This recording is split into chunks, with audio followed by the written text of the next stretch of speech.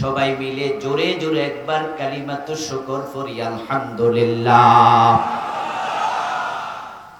দুরূদ ও সালাম প্রিয় নবী বিশ্ব নবী সাইয়্যিদুল আম্বিয়া ইমামুনা কুদওয়াতুনা হাবিবুনা উসওয়াতুনা সানাদুনা তাবিবু কুলুবিনা মুহাম্মাদুর রাসূলুল্লাহ সাল্লাল্লাহু আলাইহি ওয়াসাল্লামের প্রতি সাহাবায়ে কেরাম ও শুহাদায়ে জামের আলা ইল্লিয়িন আল্লাহ তাআলার কাছে কামনা করছি, আমিন। প্রিয় ভাইরা,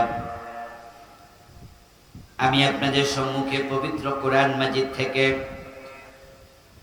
সূরাতুস সফ এর ৮ এবং ৯ দুটি আয়াতে কারিমা তেলাওয়াত করেছি।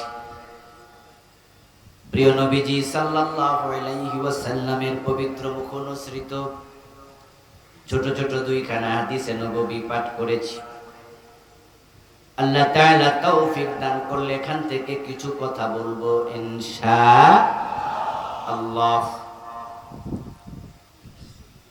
সূরাতুস সফের ৮ নম্বর আয়াত আল্লাহ তাআলা বলছেন, ইউরিদুনা লিইউতফিউ নূরাল্লাহ, তারা চাইবে আল্লাহর নূরকে মুখের ফুৎকার দিয়ে নিভিয়ে দিতে। ওয়াল্লাহু মুতিম্মু নূরিহি, আর আল্লাহর সিদ্ধান্ত হলো তিনি তার নূরের পূর্ণতা দেবেন।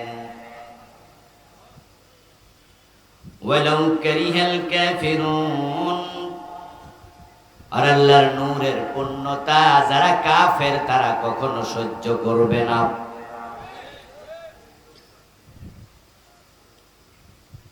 নয় নম্বরে আল্লাহ বলছেন, হুয়াল্লাযী আরসালা রাসূলাহু বিল হুদা ওয়া দীনিল হক,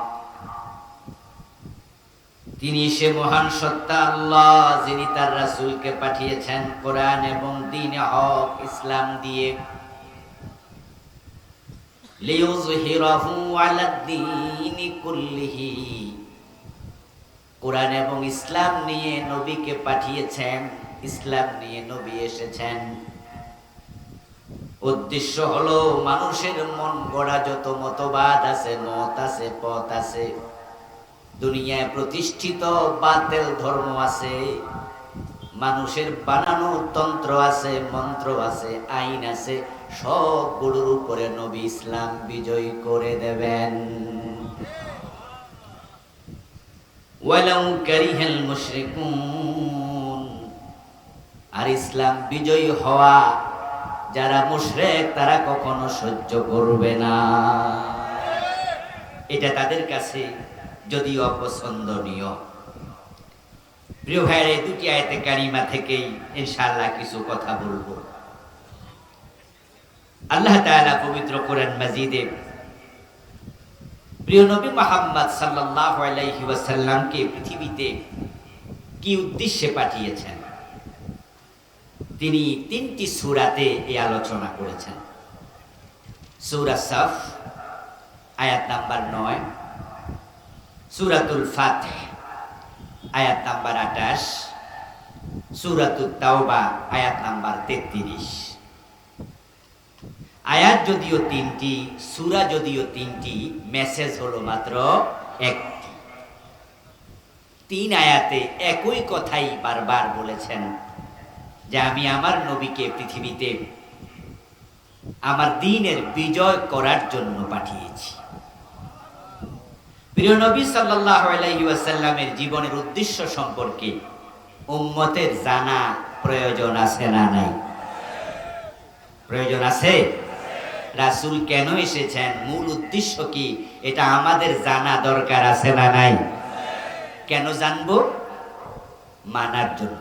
রাসূলকে মানা, অনুসরণ করা আমাদের জন্য নফল না ফরজ? ফরজে কিফায়া না ফরজে আইন? নবীকে অনুসরণ না করে উম্মত হওয়া যায় না। আর যে ব্যক্তি রাসূলের উম্মত হতে পারেনি সে জান্নাত পাওয়ার কোনো সম্ভাবনাই নাই। আল্লাহ নবী মুহাম্মদ সাল্লাল্লাহু আলাইহি ওয়াসাল্লাম হলেন আমাদের জন্য আইডল। তিনি আমাদের জন্য একমাত্র আদর্শ, তিনি উসওয়া, তিনি কুদওয়া, তিনি ইমাম, তিনি হলেন আমাদের একমাত্র মডেল। তাই আমাদের পুরা জীবন রাসূলের আদর্শে সাজানো আমাদের জন্য আবশ্যক। রাসূলের মতো বলা, রাসূলের মতো চলা, রাসূলের মতো কাজ করা, রাসূলের মতো জীবন সাজানো, তাকে অনুসরণ করে জীবন চলা আমাদের জন্য ফরজ করে দিয়েছেন কে? রাসূল সাল্লাল্লাহু আলাইহি ওয়াসাল্লামকে অনুসরণ না করে উম্মত হওয়া যাবে না। আর রাসূলুল্লাহ সাল্লাল্লাহু আলাইহি ওয়াসাল্লামকে অনুসরণ না করে যে উম্মতের দাবি করবে সে হলো ভুয়া উম্মত, 2 নাম্বার উম্মত। তাকে আসল উম্মত বলার কোনো সুযোগ নেই। 71 বয়স ছিল 5 বছর, অথচ মুক্তিযোদ্ধা সার্টিফিকেট পাইয়া গেছে। এমন 2 নাম্বার ভুয়া মুক্তিযোদ্ধা বাংলাদেশে আছে না নাই?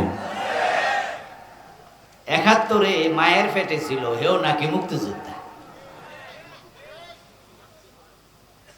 আমার প্রিয় ভাইরা, এই জাতীয় ভুয়া মুক্তিযোদ্ধারা যখন ধরা পড়ে তখন জাতির সামনে ইজ্জত বাড়ে না কমে? মুক্তিযোদ্ধাদের যে ভাতা তারা নিয়েছে ভুয়া সার্টিফিকেট দিয়ে, রাষ্ট্র যদি ধরে এই ভাতা ফিরিয়ে দিতে তারা বাধ্য থাকবে। শুধু ভাতাই ফিরিয়ে নেবে না, এই অপরাধজনিত কারণে রাষ্ট্র যদি চায় শাস্তি দিতে, রাষ্ট্র শাস্তি দেওয়ার অধিকার এই ভুয়া মুক্তিযোদ্ধাদেরকে রাষ্ট্রের আছে না নাই? ঠিক একইভাবে হাসরের ময়দানে রাসূলুল্লাহকে অনুসরণ করে নাই, কিন্তু উম্মতের দাবি করবে। জিজ্ঞাসা করলে বলে আমি মুসলিম, আমি মুমিন, আমার নবী মুহাম্মদুর রাসূলুল্লাহ সাল্লাল্লাহু আলাইহি ওয়াসাল্লাম। অথচ 5 ওয়াক্ত নামাজের 1 ওয়াক্ত পড়ে না, এমন মুসলমানের সন্তান বগুড়াতেও আছে না নাই? মদ পান করে, বিড়ি টানে, দাড়ি কামায়, টাকনুর নিচে কাপড় পরে, সুদি লেনদেন করে, ইসলামের পক্ষে তো কথা বলেই না। আমরা যারা ইসলামের পক্ষে কথা বলি আমাদেরকে উল্টা রাজাকার বলে গালি দেয়, শুধু ইসলামের কথা বলার কারণে।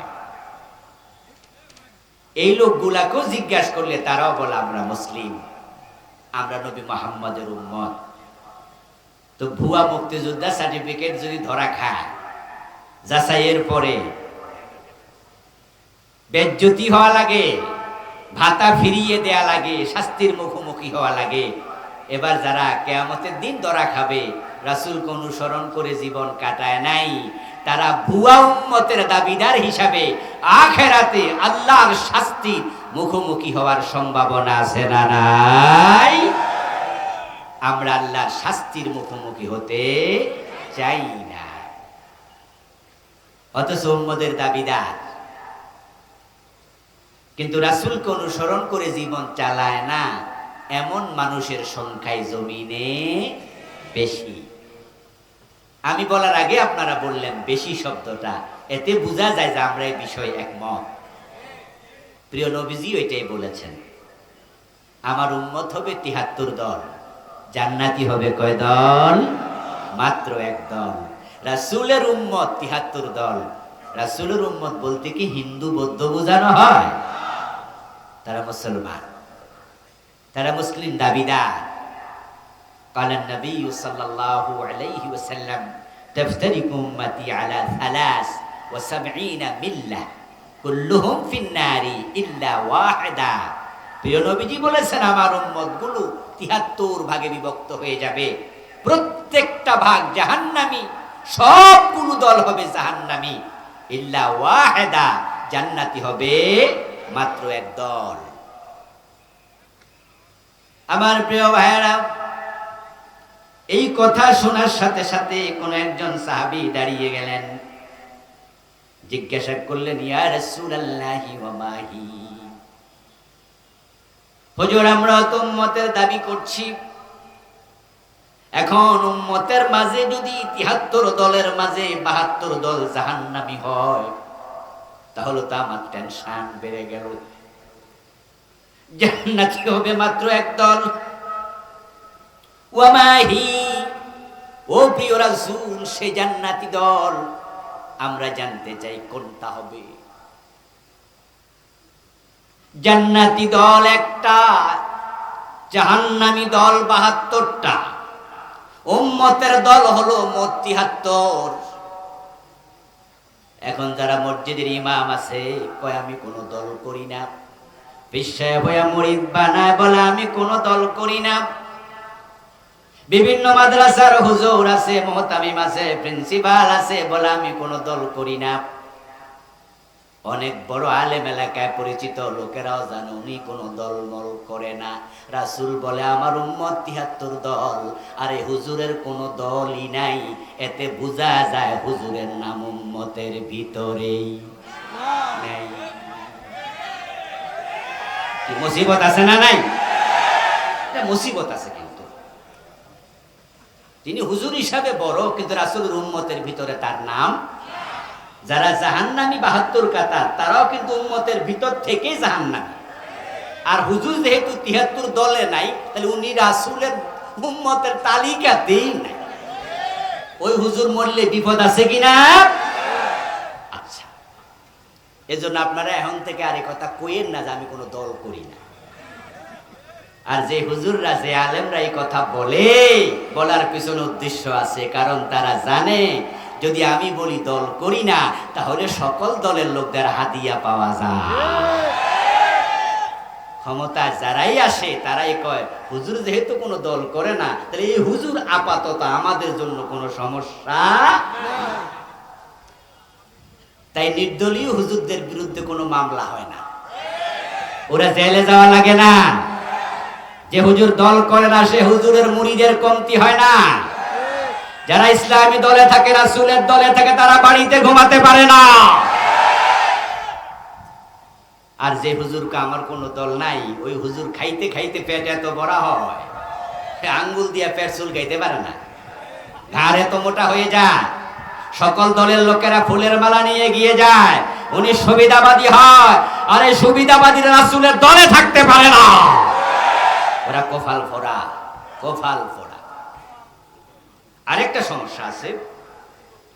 সমস্যা হচ্ছে এই যে হুজুর বলল আমি কোনো দল করি না, বা আপনারাও জানেন যে হুজুর কোনো দল করে না। যখন মানুষ মারা যায় তখন কবরে রাখার সময় একটা দোয়া আছে, বিসমিল্লাহি ওয়া আলা মিল্লাতি রাসূলিল্লাহ। এই দোয়াটা কি বগুড়ায় আসেনি? আচ্ছা, আছে। তাহলে তাম পৃথিবীতে আছে, রাসূলের হাদিস থেকে তো। আচ্ছা, এই দোয়ার বাংলা অর্থ কি? আপনি যাকে কবরে দিচ্ছেন তাকে বলছেন বিসমিল্লাহি, আল্লাহর নামে, ওয়া আলা মিল্লাতি রাসূলিল্লাহ, এবং রাসূলের দলে। তাহলে কবরে দেওয়ার সময় আপনি বলতেছেন আল্লাহর নামে আপনাকে, তোমাকে রাসূলের দলে তুলে দিলাম। তো যে হুজুর আজীবন কইছে কোনো দল করি না, এর জন্য নতুন দোয়া বানাইতে হবে না? এই দোয়া কি উনার জন্য চলে? উনি তো বুক ফুলাইয়া দুনিয়া থাকতে বলতে পারেননি আমি রাসূলের দল করি। আর আমরা যারা রাসূলের দল করি, আমরা এমন ভাবে বলি, মাহফিলে বলি, মসজিদের মিম্বারে বলি, মাদ্রাসায় বলি, ক্লাসে বলি, সব জায়গায় বলি, এই সত্য কথা বলাতে জেলে যেতে হলে জেলে যেতে রাজি হয়ে যায়, ফাঁসিতে ঝুলতেও রাজি হয়ে যায়।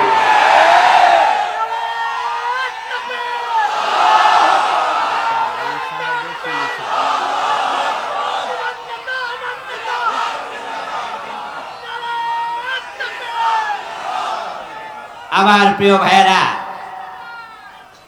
সাহাবী দাঁড়িয়ে গেলেন, ইয়া রাসূলুল্লাহ ওয়া মাহি, হে রাসূল, একটি দল জান্নাতি, ওই দলটা আমি জানতে চাই।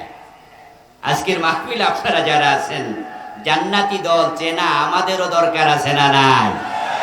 আমরাও তো জান্নাতি দলে যেতে চাই নাকি? ইয়েস। তাহলে ওই প্রশ্নটা শুধু ওই সাহাবীর নাই, প্রশ্নটা আমাদের। রাসূলুল্লাহ আজকে বেঁচে থাকলে এই প্রশ্ন আমরাও করতাম, ঠিক না? যে হুজুর ৭৩ দলের মাঝে ৭২ দল জাহান্নামী হবে, এটা তো বড় দুশ্চিন্তার কথা। জান্নাতি দল মাত্র কয়টা? আরে আমার উপায় কি হুজুর, আমিও চিনতে চাই, কারণ আমিও তো জান্নাতে যেতে চাই। আল্লাহর হাবিব বললেন, মা আনা আলাইহি ওয়াসহাবি, ও আমার সাহাবী শোনো, জান্নাতি দল মাত্র একটা, যে মত পথের উপর আমি নবী মুহাম্মদ এবং আমার সাহাবারা প্রতিষ্ঠিত আছি।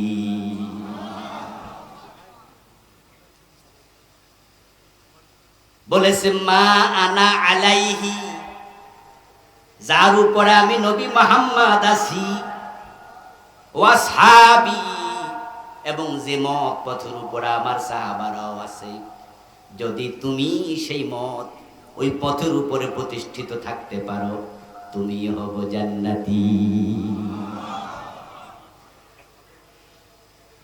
জান্নাতি দল তাহলে চিনলেন, যেই মত যে পথের উপর রাসূল এবং সাহাবারা প্রতিষ্ঠিত। এবার আপনাদের কাছে আমি মেসেজ দিচ্ছি, আমার রাসূল কিসের উপর প্রতিষ্ঠিত শুনুন।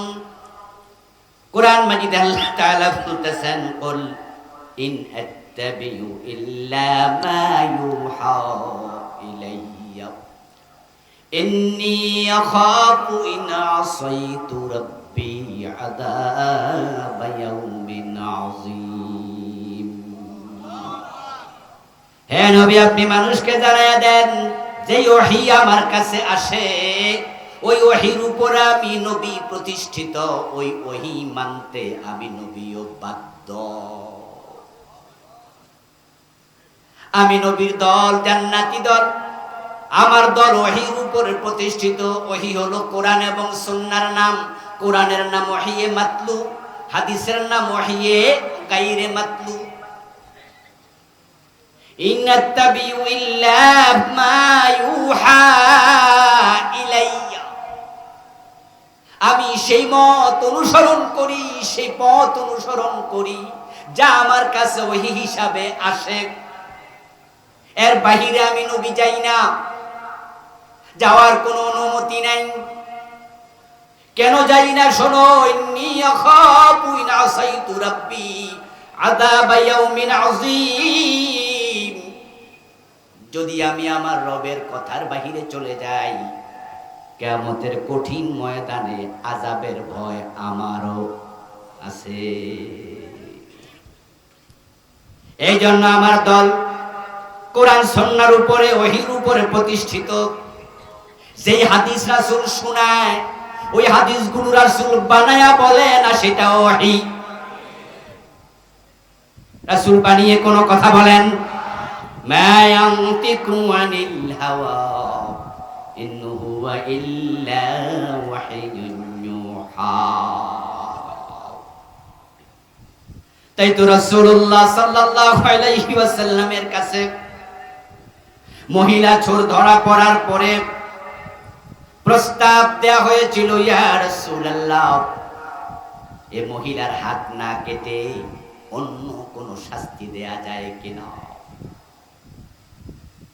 হযরত উসামা বিন যায়েদ রাদিয়াল্লাহু তাআলা আনহুমার এই প্রস্তাবের পর প্রিয় নবীর চেহারা লাল হয়ে গেল।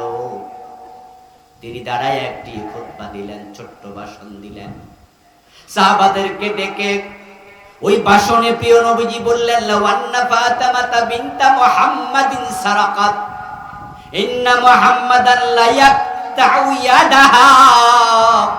ও আমার সাহাবারা শোনো, এই মহিলা নয়, যদি মুহাম্মাদের মেয়ে ফাতেমা চুরি করে, আমি নবী মুহাম্মদ ফাতেমার হাতটাও কেটেই দেব। কারণ চোর ধরে হাত কাটা এই বিধান দিয়েছেন কে? মান আলাইহি ওয়াসহাবি। জান্নাতি দল সেই দল, যেই দল ওহীর উপরে প্রতিষ্ঠিত থাকে। নবী মুহাম্মদ ওহীর উপরে কত শক্তভাবে প্রতিষ্ঠিত। তিনি বলছেন, আমার মেয়ে ফাতেমা চুরি করলে তাকেও রেহাই দেওয়ার অনুমতি নেই। এবার আপনাদের কাছে আমার প্রশ্ন, যে নবী আমাদের আদর্শ, নবী মুহাম্মদ ছাড়া আর কোন আদর্শ আছে? অন্য কোন মানুষকে আদর্শ মানা যাবে? This is Islam, this is Islam concept clear করতে হবে। বিভিন্ন জায়গায় ব্যানার দেখা যায়, ফেস্টুন দেখা যায়, লেখা থাকে অমুকের আদর্শের সৈনিক। বিশেষ করে যুবকেরা এগুলো লেখে এবং বিগত 15টি বছর টেলিভিশনের মাঝে হাজার হাজার না লক্ষ লক্ষ বার প্রচার করা হয়েছে অমুকের আদর্শের আলোকে বাংলাদেশ তৈরি করা হবে। স্কুলগুলোতে যখন পিটি করা হতো, অ্যাসেম্বলি হতো, ওই অ্যাসেম্বলিতে পর্যন্ত এইভাবে দুই হাত সামনে নিয়ে ছোট ছোট বাচ্চাদেরকে শেখানো হয়েছে, তারা বলেছে অমুকের আদর্শের আলোকে বাংলাদেশ তৈরি করা হবে। আমরা দ্ব্যর্থহীন ভাবে বলছি, আমরা মুসলমান, আমরা নবী মুহাম্মদ ছাড়া কাউকে আদর্শ মানি না, মানতে পারি না।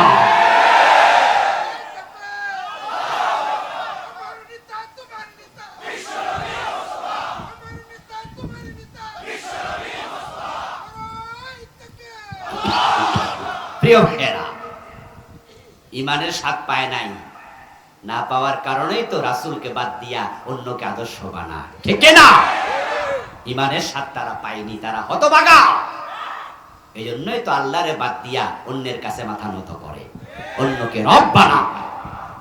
ইমানের স্বাদ তারা পায়নি, না পাওয়ার কারণেই তো ইসলামের মতো জীবন ব্যবস্থা থাকতে, কোরআন থাকতে তারা সংবিধান লেখে, গণতন্ত্র দিয়া মানুষকে জমিনের মালিক বানায়া তারা ধর্ম নিরপেক্ষতা দিয়ে দেশ চালায়। ইসলাম থাকতে কোন রকমের আর নতুন কোন আদর্শ মতবাদের প্রয়োজন থাকে না, কোরআন থাকতে কোন সংবিধান লাগে না।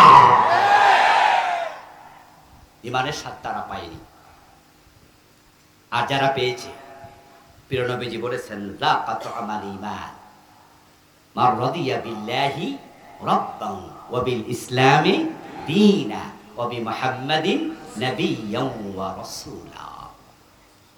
প্রিয় নবী সাল্লাল্লাহু আলাইহি সাল্লাম বলেন, সেই তো ঈমানের স্বাদ পেয়েছে যে আল্লাহকে রব হিসাবে পেয়ে খুশি। মান রাদিয়া, সে খুশি, সন্তুষ্ট। আমার আল্লাহ থাকতে আর কোন রব লাগে না। আল্লাহর কাছে মাথা নত যে করে, দুনিয়ার কারো কাছে আর মাথা নত করে না। কল্লা দিতে রাজি হয়, কল্লা নোয়াতে রাজি হয় না। আমরা দেখেছি আমাদের নেতাদেরকে ফাঁসি দেওয়ার আগে তারা প্রস্তাব দিয়েছে, সাদা কাগজ পাঠাইছে, আপনারা মার্সি পিটিশন করুন, প্রেসিডেন্টের কাছে জীবন ভিক্ষা চান। আমাদের নেতারা জবাব দিয়েছে, জীবনের মালিক যিনি, ভিক্ষা চাইলে শুধু তার কাছে চাওয়া হবে, কোন তন্ত্র মন্ত্রওয়ালার কাছে, কোন দেশের নেতার কাছে আমরা জীবন ভিক্ষা চাই না। মান রাদিয়া বিল্লাহি রাব্বা, রব পেয়ে খুশি, ইসলাম পেয়ে খুশি, রাসূলকে আদর্শ হিসাবে পেয়ে খুশি। যার কারণেই তো আল্লাহর জান্নাত পাওয়ার পথে এতটাই তারা অটল অবিচল ছিলেন যে ফাঁসির রশি দেখে সামান্য ভয় পায় নাই, হাসতে হাসতে ফাঁসির মঞ্চে গিয়েছে।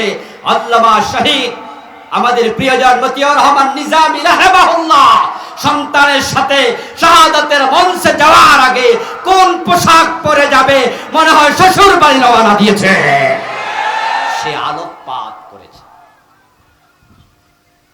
শহীদ মীর কাসেম আলী রাহিমাহুল্লাহ শাহাদাতের আগে জেলের কারারক্ষীকে বললেন যে আমার হাতে তো ঘন্টা দেড়েক সময় আছে, তাহলে আমার 1 ঘন্টা পরে আইসা ডাইকেন, আমি ঘন্টা খানেক ঘুমে আলোই। জেল থেকে মুক্তি পাওয়া এমন একাধিক ভাইয়ের মুখ থেকে আমি সরাসরি এটা শুনেছি। ওনাদেরকে বলেছেন ওই লোকটা, যেই লোকটাকে মীর কাসেম আলী রাহিমাহুল্লাহ বলছে আমাকে ঘন্টা দেড়েক পরে ডাইকা দিয়ে 1 ঘন্টার মতো ঘুমাই, তারপরে প্রস্তুতি নেব। ঘন্টা দেড়েক পরে ফাঁসি, 1 ঘন্টা পরে ডাইকা দিয়ে 1 ঘন্টা ঘুমাই। ওই কারারক্ষী বললেন যে আমি কিছুক্ষণ পরে গিয়ে দেখি ঠিকই উনি শুধু ঘুমাচ্ছেন না, উনার নাক ডাকার আওয়াজ শোনা যায়, উনি নাক দেখে ঘুমাচ্ছেন। ঘন্টা খানেক পরে গিয়ে দেখি উনি নামাজে দাঁড়িয়ে আছে, আমি ডাকা লাগে নাই, এর মাঝে সজাগ হইয়া তিনি নফল নামাজ পড়ছেন। আচ্ছা, আপনাদের বিবেকের কাছে আমার প্রশ্ন, যে লোকটা 1.5 ঘন্টা পরে ফাঁসি হবে, এর ঘুমের ট্যাবলেট খাওয়া হয়তো ঘুম লাগানো যাওয়ার কথা না, ঠিক না? টেনশনে তো অস্থির হওয়ার কথা। কিভাবে ঘুম আসে? কিভাবে এটা সম্ভব? ওই যে যাকাত আমালি মানি মাররাদিয়া বিল্লাহি রাব্বা, প্রিয় নবীর হাদিসের বাস্তবতা এগুলো। ইমানের স্বাদ পেয়েছে সেই যে আল্লাহ তাআলাকে রব হিসাবে পেয়ে খুশি। মানুষ যখন মারা যায় তখন সে কার কাছে যায়? মানুষের মৃত্যুর খবর শুনে আমরা বলি ইন্না লিল্লাহি ওয়া ইন্না ইলাইহি রাজিউন। এটা মৃত ব্যক্তির জন্য দোয়া নয়। মৃত ব্যক্তির জন্য দোয়া হলো সালাতুল জানাজা হিয়া দুআউ লিল মাইয়িত। আমরা জানাজার নামাজে দোয়া করি, আল্লাহুম্মা ইগফির লি হাইয়িনা ওয়া মাইয়িতিনা ওয়া শাহিদিনা ওয়া গায়িবিনা, আল্লাহুম্মা ইগফির লাহু ওয়ারহামহু ওয়াফু আনহু ওয়াফিহি ওয়াফু আনহু ওয়াকরিম নুজুলাহু ওয়াসসি মুদখালাহু ওয়াদখিলহুল জান্নাহ। এই দোয়া আমরা করি জানাজার নামাজে দাঁড়ায়া। তাহলে মৃত্যুর খবর শোনার সাথে সাথে যেটা পড়লাম সেটা কি? সেটা হলো আত্মস্বীকৃতি। আপনি বললেন ইন্না লিল্লাহ, আমরা সবাই আল্লাহর জন্য, ওয়া ইন্না ইলাইহি রাজিউন, আমরা সবাই তার কাছে ফিরে যাব। শহীদ মীর কাসেম আলী জানেন কিছুক্ষণ পর আমার ফাঁসি, আমার দিদার হবে আকাশের মালিক আরশের মালিক, আমার প্রেমিক আমার আল্লাহর সাথে। টেনশন কি? তাই নাক ডেকে ঘুমাতে পারে। আর যেই অভিযোগ উনাকে ফাঁসি দেয়া হলো, ওই অভিযোগগুলো মিথ্যা। দুনিয়ার কেউ যদি নাও জানে, যাকে ফাঁসি দেয়া হয়েছে সে তো জানে যে এর সাথে আমার কোনো সম্পর্ক নাই। আচ্ছা ভাই, আপনাকে যদি বিনা দোষে কেউ গুলি করে মেরে ফেলে, অথবা বিনা দোষে আপনারা ধরে নিয়ে ফাঁসি দেয়, তাহলে আপনার মৃত্যুটা কি স্বাভাবিক মৃত্যু না শাহাদাত? মাশাআল্লাহ, কথা বলেন না, কথা বলেন। আপনার কথা বলছি। আপনাকে যদি কেউ ধরে নিয়ে বিনা দোষে ফাঁসি দিয়ে দেয়, ধরে নিয়ে গুলি করে দেয়, দোষ নাই, তাহলে আপনিও জানেন যে আমার এই মৃত্যুটা স্বাভাবিক মৃত্যু না, এটা শাহাদাত। তো মীর কাসেম আলী রাহিমাহুল্লাহ, শহীদ মতিউর রহমান নিজামী রাহিমাহুল্লাহ, আব্দুল কাদের মোল্লা, আলী হাসান মোহাম্মদ মুজাহিদ সহ যাদেরকে ফাঁসি দেওয়া হয়েছিল, জুডিশিয়াল কিলিং করা হয়েছিল, মিথ্যা অপরাধে দুনিয়ার সর্বনিকৃষ্ট মিথ্যা মামলায় তাদেরকে নিহত করা হয়েছে, তারাও জানে এর সাথে তাদের কোনো সংশ্লিষ্টতা নাই, তাই তারা ভয় পায় নাই, হাসতে হাসতে গিয়েছে, শাহাদাতের আগে ঘুমাইতে পেরেছে। তারা জানে এটা শাহাদাত, শাহাদাত, শাহাদাত, আর শাহাদাতের চেয়ে সেরা কোনো মৃত্যু হতে পারে না।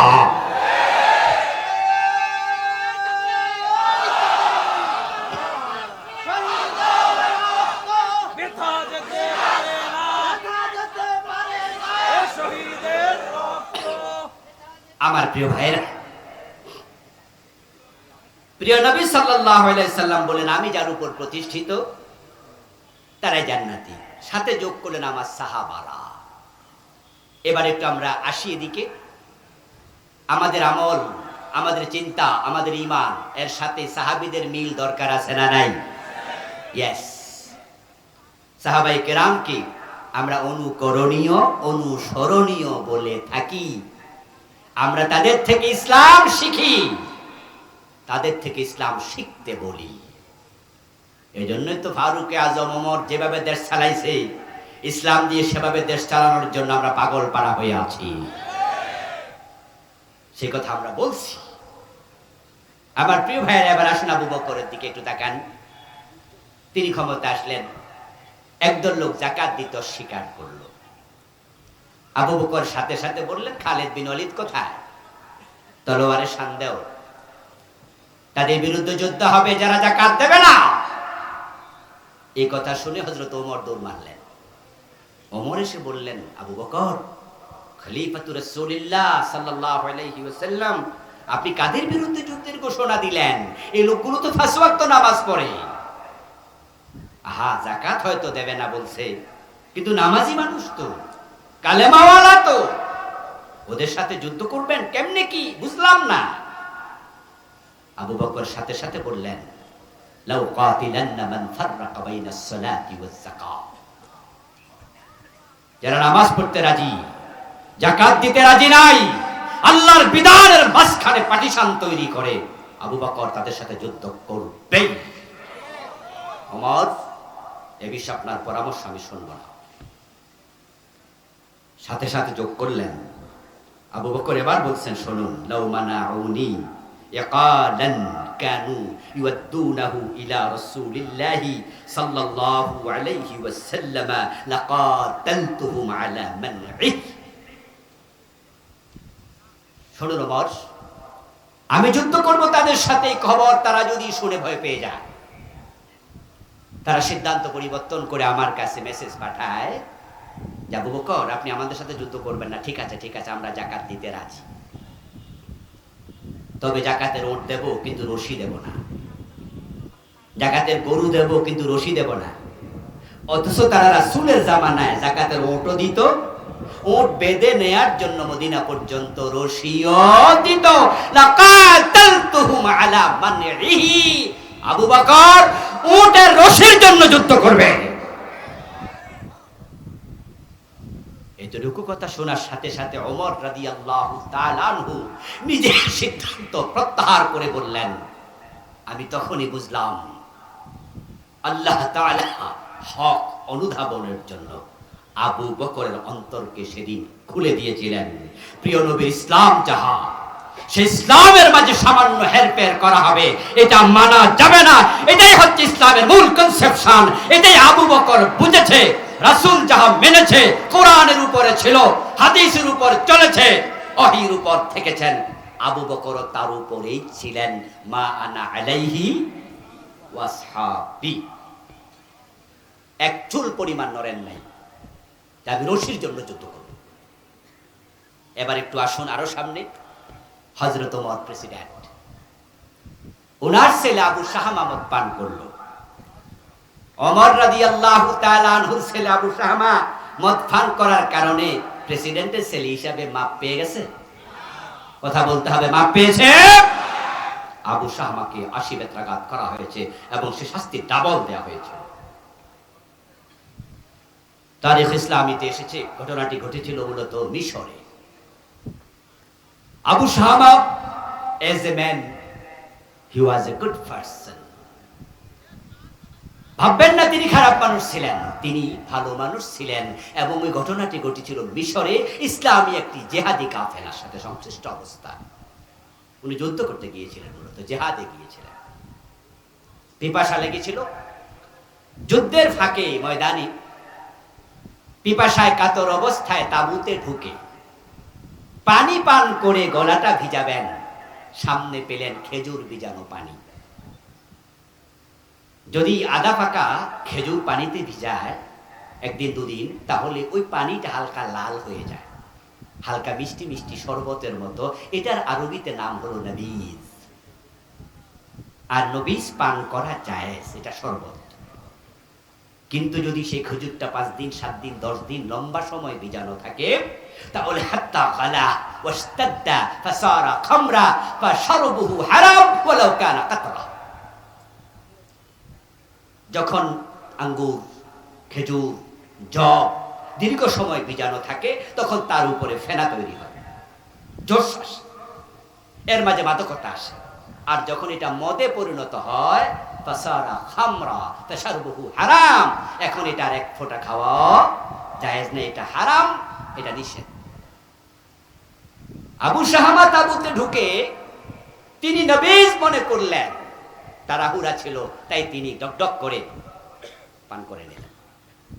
এটা যে মাদক হয়ে গেল, খমর হয়ে গেল, জোশ এসে গেল, তিনি বুঝেন নাই। কিছুক্ষণ পরে তো মাতলামি শুরু করলেন। লোকজন দেখে ইন্না লিল্লাহ ইন্না লিল্লাহ পড়া শুরু করলো। মুজাহিদরা, হায় হায় হায়, ওমরের ছেলে যুদ্ধের মাঠে এসে মদ পান করে মাতলামি করছে, হলোটা কি? আবু শাহামার যখন হুঁশ ফিরে আসলো, আবু শাহামা শুনলেন।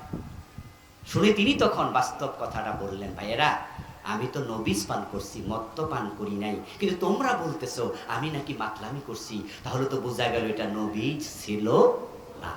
এখন কি হবে? মদিনায় যদি এ খবর যায়, বাবা ওমর যদি আমার এই প্রশ্ন করে, আমি কি জবাব দেব? এই জন্য তিনি কাফেলার সাথে মদিনায় ফিরলেন না। তিনি চলে গেলেন তখন মিশরের যিনি গভর্নর ছিলেন, রাসূলের সাহাবী আমর ইবনুল আস রাদিয়াল্লাহু তাআলা আনহুর কাছে। নিজের গায়ের জামাটা খুলে পিঠা হযরত আমর ইবনুল আসের দিকে দিয়ে বললেন, চাচা, আপনার ভাতিজা আবু শাহমা নবীজ মনে করে খমর পান করেছে, মদ পান করেছে, মাতলামি করেছে, লোকজন দেখে ফেলেছে, প্রকাশ্য অপরাধ, শাস্তিও প্রকাশ্য, গোপন করার কিছু নেই। এই পাপিষ্টের চেহারা বাবা ওমরকে দেখাতে চাই না, আপনি হদ আমার পিঠে কায়েম করুন। আমর ইবনুল আস রাদিয়াল্লাহু তাআলা আনহু ৮০ বেত্রাঘাত করলেন, পেট কালো হয়ে গেল। হযরত আবু শাহমা রাহিমাহুল্লাহ তিনি মদিনায় ফিরলেন। এর মাঝে আবু বকর ওমরের কানে খবর চলে গেল। হযরত ওমর ছেলে আবু শাহমাকে দেখেই তিরস্কার করলেন, জিজ্ঞাসা করলেন, তুমি কি করেছ? কি নিউজ আমার কানে আসলো? আবু শাহমা গা থেকে জামা খুলে বাবার দিকে পিঠ দেখিয়ে বলে, বাবা, এই কালো চিহ্ন দেখে তুমি বোঝো না? পাপিষ্টের চেহারা, পাপাচারীর চেহারা নিয়ে তোমার কাছে আসি নাই, আমি হক পিঠে নিয়েছি, আশা করছি আমার রব আমাকে ক্ষমা করে দিয়েছেন। চাচা আমর ইবনুল আস আমাকে আশীর্বাদ দিয়েছে। হযরত ওমর খুশি হয়ে গেলেন। খুশি হয়ে তিনি বললেন, আলহামদুলিল্লাহ, তাহলে তোমাকে যে আশীর্বাদ দিয়েছে একজন সাক্ষী লাগবে, এতে করে আমি অন্তরে একটু প্রশান্তি ফিল করব। আবু শাহমা বললেন, বাবা, সাক্ষী পাবো কোথায়?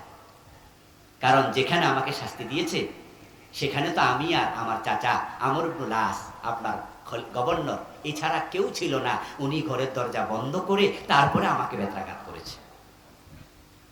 হযরত ওমর বলেন, ইন্না লিল্লাহি ওয়া ইন্না ইলাইহি রাজিউন। কি জঘন্য খবর তুমি আমাকে শোনালে! তোমাকে যখন পিঠে বেত্রাঘাত করে তখন আমর ইবনুল আস ঘরের দরজা বন্ধ করলো। এই অধিকার আমর ইবনুল আসকে কে দিল? এটা তো রাসূলের ইসলাম না। সাথে সাথে চিঠি লিখলেন আমর ইবনুল আসের কাছে, মদিনায় আসো তাড়াতাড়ি। আমর ইবনুল আস রাদিয়াল্লাহু তাআলা আনহু মদিনায় আসলেন। হযরত ওমর প্রশ্ন করলেন, আমর, রাসূলের ইসলাম তো হলো প্রকাশ্যে হক কায়েম করা। কোরআনে সূরা নূর আল্লাহ তাআলা আমাদের শিখিয়েছেন, ওয়ালিয়াশহাদ আযাবাহুমা তায়েফাতুম মিনাল মুমিনিন। যখন জেনাকারী নারী পুরুষকে ১০০ বেত দিবা, তখন বেত্রাঘাতের সময় একদল মুসলমানকে সেখানে হাজির রাখবা, তারা যেন দেখে কেমনে শাস্তি হয়। এতে করে লজিকটা কি? লজিক হলো, যারা অন্যায় করছে তারা মাইরি খাইয়া ভবিষ্যতে অন্যায় করবে না, আর যারা দেখবে মাইরি দেখা অন্যায় করবে না। রাসূলের ইসলাম তো হলো প্রকাশ্যে শাস্তি দিতে হয়। তুমি ঘরের দরজা বন্ধ করে কেন পোলারে মারছো? কেন আবু শাহমাকে বেত্রাঘাত করেছো? জবাব দাও। আমর ইবনুল আস বলে, ও রাসূলুল্লাহর খলিফা আমিরুল মুমিনিন ওমর, আল্লাহর কসম, আমি আমার পুরা জীবনে যাদেরকে হদ কায়েম করেছি, কাউকে ঘরের দরজা বন্ধ করে হদ কায়েম করি নাই। আমি রাসূলের ইসলাম জানি। কিন্তু আপনার ছেলে আবু শাহমাকে যখন পিটানোর জন্য সাবু খাতে নিয়েছি, আপনার চেহারাটা আমার চোখে বেশি উঠেছে। ওমরের ছেলেরে মানুষের সামনে কেমনে পিটাই? ওমরের আত্মসম্মানে আঘাত লাগবে। আপনি তো রাষ্ট্রের খলিফা, আপনার মতো এই জাতীয় জলিল কদর সাহাবী, আপনার ছেলেরে মানুষের সামনে কেমনে আঘাত করি?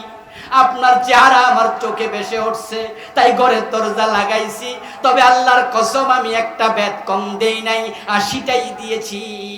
ওমর বলে, তোমার বিচার বাতিল, তোমার বিচার বাতিল। অপরাধীর কোনো পিতৃ পরিচয় থাকে না। ওমরের ছেলে আর অন্যের ছেলে, ইসলামে কোনো তফাৎ নাই। আমার রাসূলের ইসলামে কোনো হেরফের চলবে না, আবার ৮০ বেত দিতে হবে। মা আনা আলাইহি ওয়া আসহাবি। আরে জান্নাতে যাওয়ার স্বপ্ন তো আমরা সবাই দেখি, জান্নাত বুঝি এত সোজা, এত সস্তা? রাসূল বলে আমি আমার মেয়ে ফাতেমা চুরি করলে হাত কাটবো। এবার আপনাদের কাছে আমি একটু জানবো, ফাতেমার মতো ভালো মানুষ, কিন্তু আমিও প্রশ্ন করি, ফাতেমা যদি চুরি করতেন রাসূল কি হাত কাটতেন না? কাটতেন? কাটতেন নাকি রাসূল শুধু ফাও ফাও বলছে? সত্যি কাটতেন। কেন কাটতেন? হাত কাটার আইন কার? কার আইন? 53 বছর বাংলাদেশে চুরি আছে না নাই? হাত কাটছেন কয়দিন? তো রাসূলের ইসলাম কই? রাসূল যদি আমাদের আদর্শ হতো, 53 বছর এই ধর্ম নিরপেক্ষ সংবিধান দিয়ে বাংলাদেশ সরার কথা ছিল না। আল্লাহর কোরআনের আইন কবে তো কায়েম হয়ে যাওয়ার কথা। রাসূলকে আমরা আদর্শ কয়জনে মেনেছি? আবু বকর সিদ্দিক বলেন আমি ওটে রশির জন্য জিহাদ করব। আর বাংলাদেশে যাকাত ব্যবস্থা চালু আছে তো? রাষ্ট্রীয়ভাবে চালু আছে। আবু বকর সিদ্দিক রশির জন্য জিহাদ করবে, আর আমাদের 53 বছরে যাকাত নামক অর্থ ব্যবস্থা নাই, আর আমরা হুজুররাও নাকে তেল দিয়ে ঘুমাচ্ছি। এটা নাকি 92% মুসলমানের দেশ, এটা নাকি ওলিয়া উলিয়ার দেশ, এটা নাকি টুপিওয়ালা দাড়িওয়ালার দেশ, এটা নাকি মসজিদের দেশ, এটা নাকি তাবলীগের দেশ, এটা নাকি পীরের দেশ। সব ঠিক আছে, কিন্তু ইসলামের দেশ হতে পারে নাই। এতে প্রমাণিত হয় আমরা 72 দলে ঢুকে গিয়েছি কিনা হিসাব করা দরকার।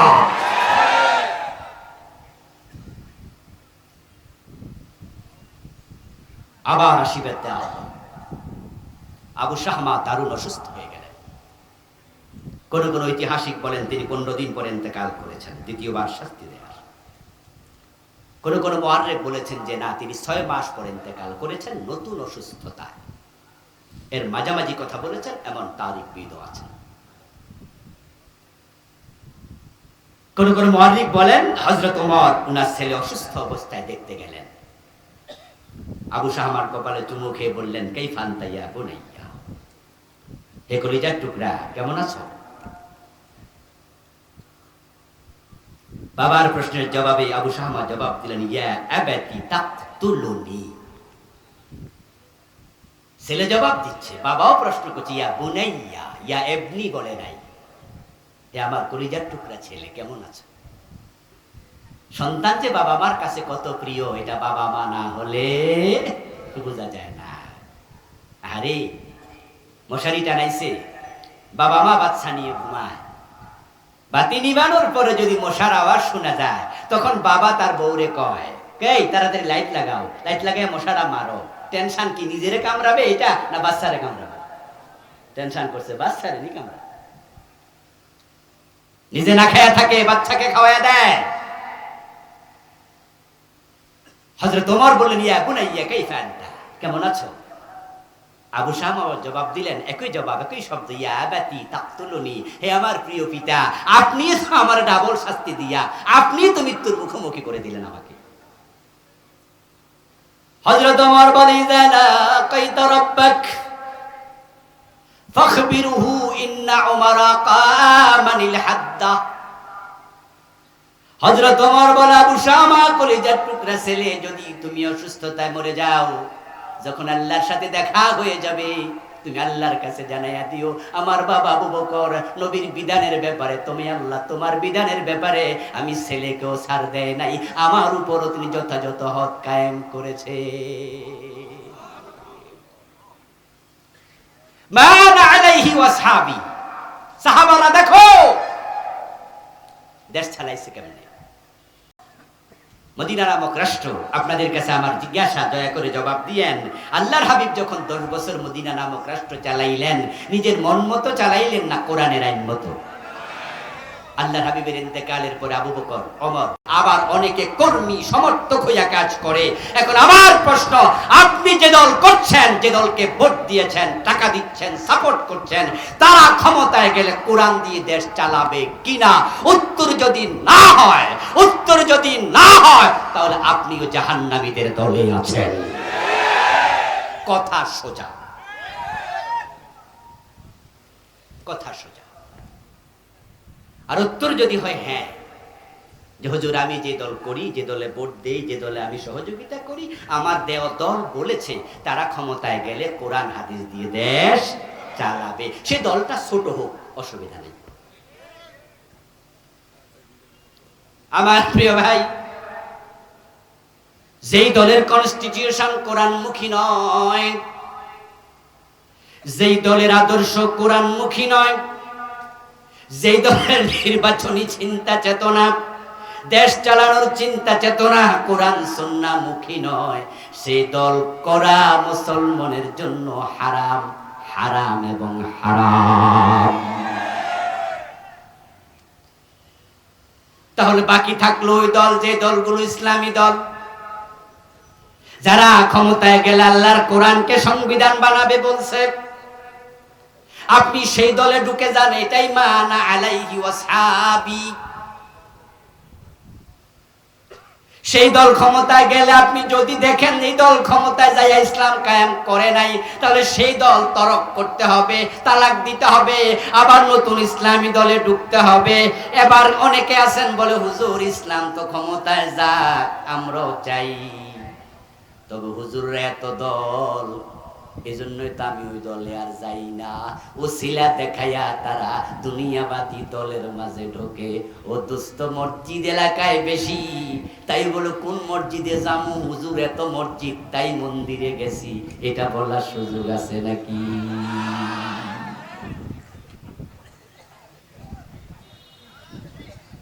হুজুর আপনারাই তো এক হইতে পারেন না, আপনারা যে 14, 15, 20 দল, এই জন্য না আমি বিএনপি করি, আওয়ামী লীগ করি, জাতীয় পার্টি করি না। তো হুজুর আপনারা লগে আমরাও তো আছি, তবে আপনারা আগে, এখন তারপরে। ও দোস্ত, আপনার বাবা আপনারে বললো যে বাজান আমার জন্য একটা লুঙ্গি নিয়ে আসে, তো আপনি বাজারে যাই একটা শাড়ি কিনে লাইছেন, কিনা বাবার হাতে দিলেন। বাবা জিজ্ঞাসা করলো কিরে তোরে কইছি লুঙ্গি আনতে, তুই যে শাড়ি আনছ। আপনি জবাব দিলেন বাবা দোকানে যাইয়া দেখি লুঙ্গি দোকান 5-7টা, এটাও লুঙ্গি দোকান, ওইটাও লুঙ্গি দোকান, ওইটাও লুঙ্গি দোকান, এই জন্য ভাবলাম যে এত লুঙ্গি দোকানকে তা শাড়ি কিনা দিয়েছে। এটা উত্তর হইল? লুঙ্গি দোকান বেশি হওয়াতে আপনার অসুবিধা ছিল না সুবিধা বেশি? এতে করে আপনি দামেও কম পাইতেন, একটু যাই দেখে শুনে কিনতে পারতেন, রং মং দেখা, দরদার যাচাই করা, আপনার জন্য সুযোগ সুবিধা বেশি ছিল। মসজিদ বেশি হওয়ার কারণে আপনার মসজিদে গিয়ে নামাজ পড়া সহজ ছিল, কিন্তু মসজিদ বেশি মন্দিরে ঢুকেছেন, লুঙ্গি দোকান বেশি শাড়ি কিনেছেন। এই যুক্তি যেমন চলে না, হুজুররা এখন ইসলামী দল করবে, এই যুক্তি দিয়ে জান্নাতে যাওয়া যাবে না, এই যুক্তি আল্লাহর কাছে চলবে না।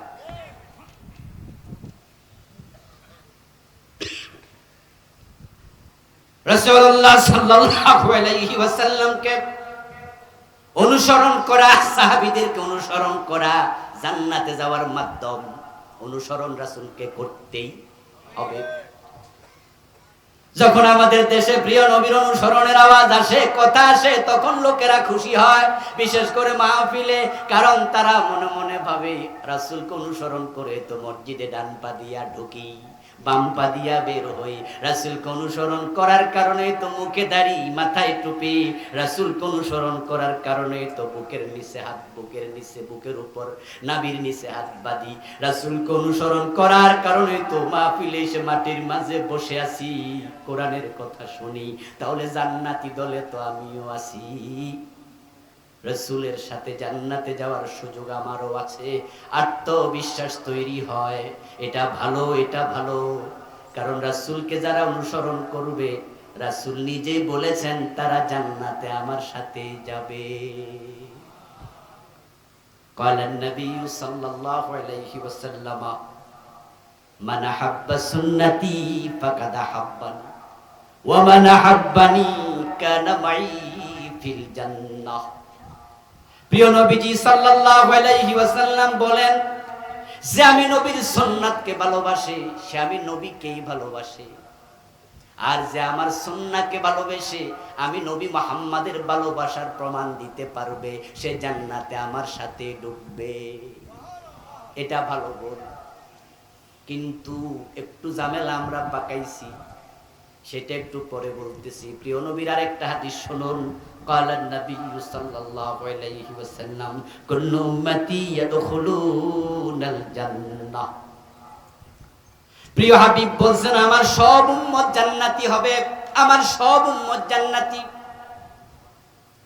ইল্লা মান আবা, তবে যারা অস্বীকারী উম্মত তারা জান্নাত পাবে না।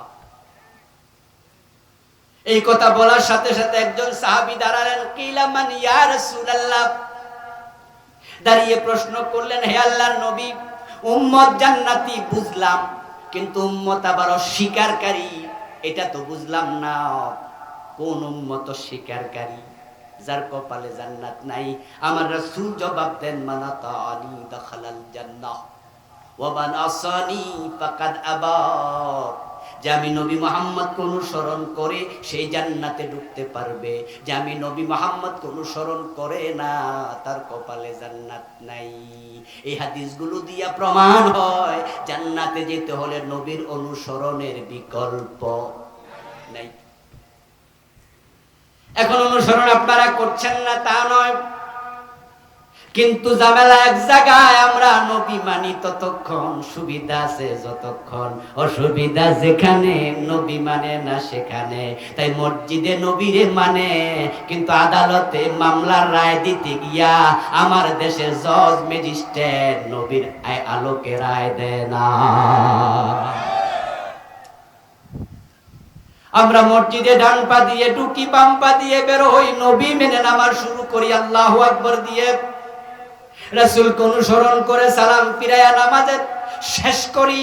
কিন্তু সেই আমরা মসজিদে গেলে যেমন কোরআন সুন্নাহ মানি, এমপি হইয়া সংসদে ঢুকলে সে কোরআন সুন্নাহর আলোকে দেশ চালাই না। আদালতে হাকিম হয়ে বসলে মসজিদে যেভাবে মেনেছি নবী রাসূল এবং আল্লাহর বিধান, আদালতের চেয়ারে গেলে আর মনে থাকে না। তাহলে আমরা পুরা জীবনে সুন্নাহ মানলাম না অর্ধেক? আর কান খুলে শোনো, সুবিধাবাদ জিন্দাবাদে মুমিন হওয়া যায় না। আপনাদের বগুড়া জজকোটের জজ সাহেব নামাজ পড়তে গেল, জোহরের নামাজ পড়লো। ইমাম সাহেব দুরাকাত পড়ার পরে উনি আত্তাহিয়াতু পড়তে বসবেন, এটা ভুলে গেছেন। ভুলে উনি আল্লাহু আকবার বলে দাঁড়াতে শুরু করছে। আত্তাহিয়াতু পড়ার জন্য প্রথম বৈঠকে বসা এটা ওয়াজিব। এই মাসআলা ভালো করে জজ সাহেব জানে, মুসল্লিরাও জানে, সবাই দিছে লোকমা, জজ সাহেব লোকমা দিছে। ইমাম সাহেব লোকমা পাইয়া সংশোধন হলেন, না দাঁড়াইয়া বসে গেলেন। আত্তাহিয়াতু পড়ে আরো দুরাকাত শেষ করে যথারীতি সালাম দিয়া সাউসিজদা মাজদা দিয়া তিনি নামাজ শেষ করলেন। এবার জজ সাহেব যে আদালতের চেয়ারে বসে এখন মামলার রায় দেবে। চোর ধরা পড়ছে, সাক্ষী মুক্ষী সব শেষ, আজকে রায় ঘোষণা হলো। রায় ঘোষণার সময় জজ সাহেব চোর ধরে হাত কাটার রায় দেয় নাকি চোর ধরে জেলে দেয়? কোন রায়টা দেয়? চোর ধরে হাত কাটার রায় দেয়া ওয়াজিব না ফরজ? ইমাম সাহেব যে ভুল করছিল ওটা কি ফরজ না ওয়াজিব? উনি যে লোকমা দিল ওয়াজিবে, নিজের ফরজের খবর। এটা হলো বাংলাদেশের ইসলাম। কোরবানির গরু বাজারে কিনতে যাইয়া আসরের নামাজ পড়ে না এমন কোরবান দাতা আছে না নাই? হ্যাঁ, কোরবানির গরু কিনতে কিনতে বেহুশ, ফরজের খবর। কোরবান করা ওয়াজিব আর আসর মাগরিবের নামাজ পড়া গুরুত্ব কোনটার বেশি ছিল? কিন্তু বাংলাদেশি ইসলাম হলো আমরা যেভাবে চাই সেভাবে মানি। এই জন্য দেখা যায় মসজিদ ইসলাম আছে, মাদ্রাসা ইসলাম আছে, মাহফিল ইসলাম আছে, টুপিতে দাড়িতে ইসলাম আছে, কিন্তু সংসদে ইসলাম নাই, গণভবনে নাই, বঙ্গভবনে নাই, মন্ত্রণালয়ে নাই, আদালতে ইসলাম নাই, হাইকোর্টে নাই, সুপ্রিম কোর্টে নাই, শিক্ষা ভবনে নাই, শিক্ষা মন্ত্রণালয়ে নাই, অর্থ মন্ত্রণালয়ে নাই। ইসলাম দিয়ে দেশ চলে না, সমাজ চলে না। মসজিদ মাদ্রাসার ইসলামের নাম শুধু ইসলাম না, ইসলাম কমপ্লিট কোড অফ লাইফ, পুরা জীবন ইসলাম চলতে হবে।